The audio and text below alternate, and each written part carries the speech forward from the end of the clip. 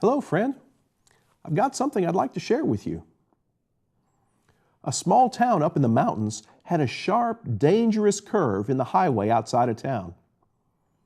Many times, especially late at night when the weather was bad, that particular curve would be the scene of some horrible accidents. It would take emergency vehicles quite a while to work their way up the dangerous mountain to aid the victims. Sometimes it would be too late by the time they arrived. Many lives had been lost to that dangerous curve, and something needed to be done. The citizens of the town got together to talk about what to do about the curve. During the meeting, it was suggested that they put an ambulance house near the curve so that medical attention could respond quickly to the wrecks. The meeting then became a discussion of how and where to build and how to finance this new emergency station.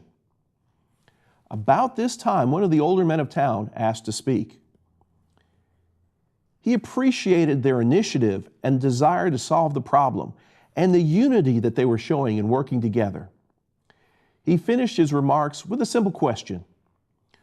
Wouldn't it be better if we could take actions to prevent these wrecks from occurring in the first place?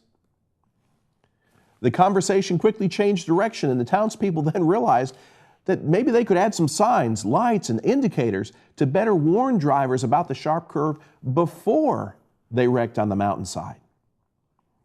That old man understood that prevention is better than cure. Isn't that what Paul said in Romans 6 about sin?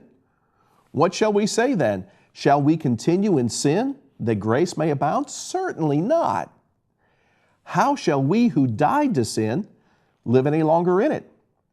Or do you not know that as many of us as were baptized into Christ Jesus were baptized into His death? Therefore we were buried with Him through baptism into death, that just as Christ was raised from the dead by the glory of the Father, even so we also should walk in newness of life. Romans 6, verses 1 through 4. Paul is telling us by inspiration that God's grace isn't a license for us to sin, but rather it's a motivation for us to avoid sin in the first place. Now, I'm thankful for forgiveness that covers my sins when I need it, but it's so much better to not even need the forgiveness in the first place. Just like I'd rather avoid a terrible accident on the side of that mountain and all of the horrible consequences that it brings, I'd also like to avoid the sin against my God and all the horrible consequences that it brings. We need to be motivated to avoid sin in the first place. Work on preventing problems in your life by preventing sin, and then share this with someone else.